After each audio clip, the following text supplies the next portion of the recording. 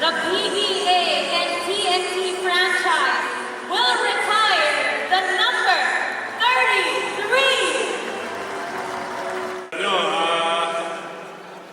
Swerte po at bihira lang po nabibigyan ng ganitong recognition.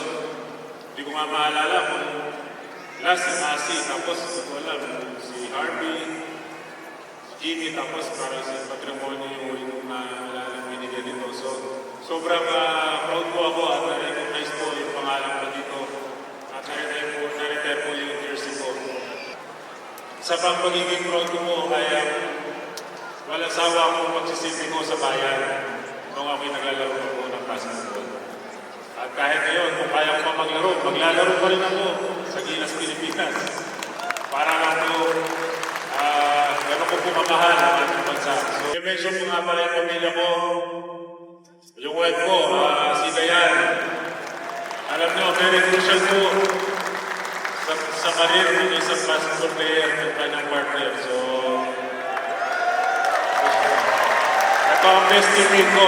The best teammate ko talaga. May teamwork kami.